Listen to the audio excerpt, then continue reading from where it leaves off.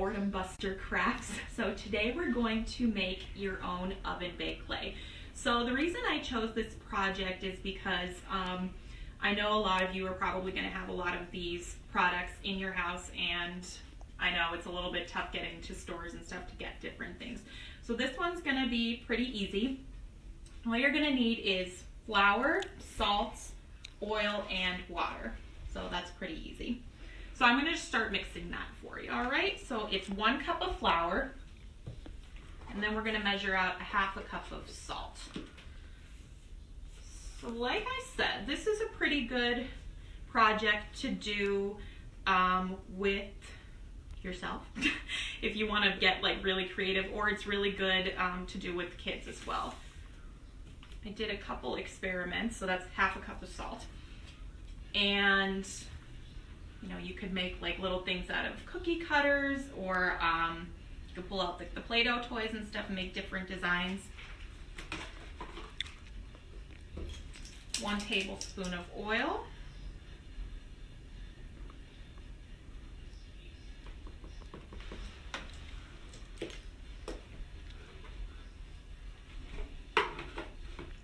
And then you're going to start mixing that together, and then we're going to add our water. And I have a cup measured, but you're actually going to kind of want to eyeball that a little bit. You don't want it to get too like swooshy, because then it'll be hard to roll out. Okay. And then it'll get fun, I think, in a little bit. We're just going to go like hog wild and put our hands in there, I think. But once this mixes, you're going to have something that's a little bit more dense than a pizza dough. So that's what you want.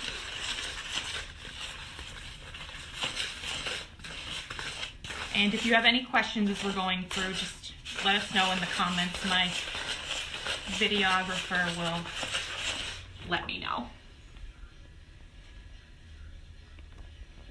And for those of you, if you're joining late and you missed a bunch of things, don't worry. We are going to post this later to the Facebook page, and so you can catch up.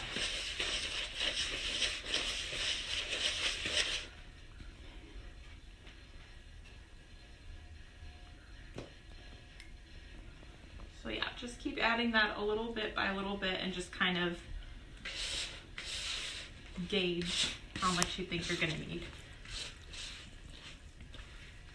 So if your kids like Play-Doh, I think this is definitely a fun one for them to get involved with, because like I know my sister and I used to make our Play-Doh creations and all that, but they wouldn't last nearly as long as we wanted them to in the end, and then you know you have to put them back in the jar. That's no fun. But with this, you can make, you know, your little butterfly, or your little, you know, bear, or you know, whatever kind of shape you like to use. And you can bake that in the oven and like have like a really cool ornament or something like that for your later use.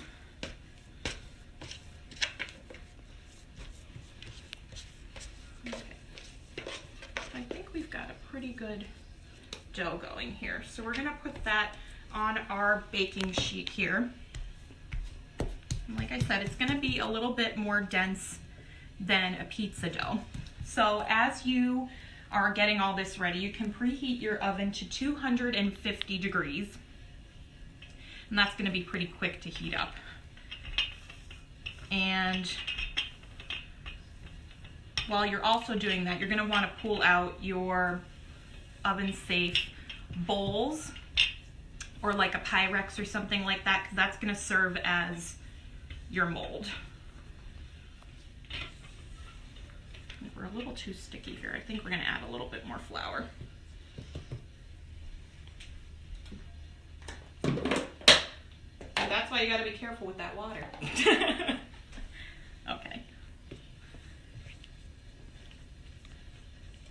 We're just gonna mix that back up together.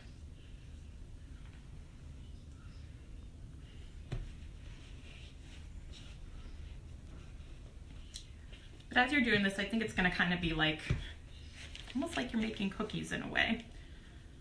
But don't eat this. Even though it's edible, everything in here is totally edible, but it's gonna taste real bad. So if you're feeling a little munchy these days, this is not the treat for you. Let's mix this guy in here too.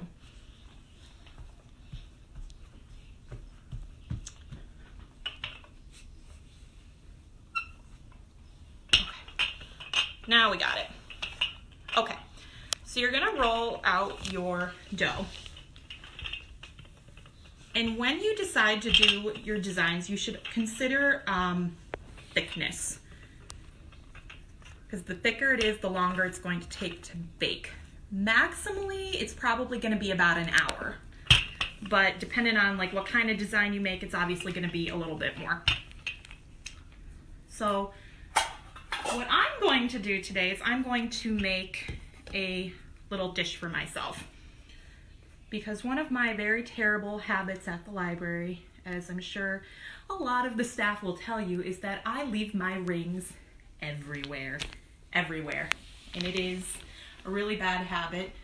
For those of you who know Mr. Bill, who does our cleaning and everything, we could not survive without him. He keeps us like totally afloat.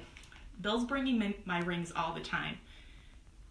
So it's like a huge annoyance to him. So Bill, during the quarantine, I'm working on bettering myself. I'm gonna make something that I can put the rings in.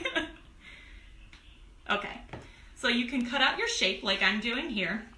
And then you're gonna get that oven safe bowl that I talked about before. And you're gonna wanna take your design, however it's going to be, and you're gonna put that on the bowl or whatever kind of dish you're gonna use. That's going to maintain the shape. So you're gonna wanna kind of like make sure that that's pressed down so that you do get a flat surface when you're going in. And then what I did was I put it on like a pan, like it could be a pie pan, it could be like a cookie pan or anything like that. And you're gonna put that right in the oven. Now, before you put that in the oven, you wanna make sure that any kind of designs, like if you're doing an ornament or something like that, all the holes are in there because it is gonna be like a cookie and it will bake and puff and all that. So just take all of that into consideration. So when you're done, your dish is gonna kind of look like this guy over here. So that's pretty good. And then you're going to get your acrylic paint, like I have here, and you're going to, you know, paint that at will. And what I didn't do here, but you could obviously do yourself if you have it at home, is get some Mod Podge or something, make like a little bit of a water glue slurry, and you could put a seal over this.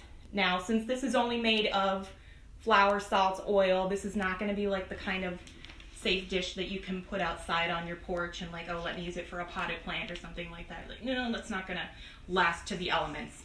But it will last a pretty good while, and I think if you put that glue on there, that's going to really help it. Now, also, before you start with your paint and everything like that, see, here's my mistake right here. You don't want this. This is like an underbaked kind of look here, and it's not going to be as dense as you want it to be. I don't know if you can hear it here, but you want it to kind of make this sound. And then you can hear that, like, yes, that's a dish that is worth standing in. So, yes, then you could put your rings in there like I'm doing, Bill. And if you're feeling more ambitious and you want to do something more creative, you can do what I did here, and I made like this cool little leaf.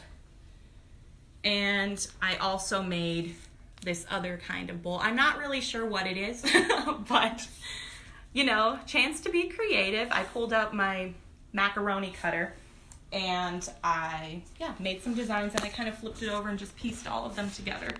So I think what we're going to do, let me show you the kids' designs first. So if you're like looking for something a little bit more for the kids, I also made a pretzel and the butterfly. Important to note here too, because these are thicker designs, you really want to make sure that everything is cooled and baked through before you paint, because then the paint gets a little bit gummy as you're going. The people have spoken. It's a sunflower. It's a sunflower? It needs to be painted as such. Oh, okay. Yeah, you know, you're probably right. That make a cool jewelry dish. Yeah, I think so. But I think definitely a good place. I know what our friend Winnie at the library does. She tells me all the time. As soon as she comes through the door, all the jewelry comes off and it goes in the bowl. So I think this would be something good just to put, you know, at the front of your door or whatever. I don't know if I have yellow though, guys, to make this a sunflower. So we're gonna have to maybe paint that one off camera. But yeah, this is what our finished products look like. So if there are no more questions, I really hope that y'all enjoyed this and that you try it out for yourself, and definitely let us know. Send us pictures in the comments, and if you have any other questions. I'm also going to post 2 links in there as well for some guides that I use to make all of these dishes and everything, because there's some useful tips in those videos as well. So thanks for joining us, and we'll see you next week with another craft.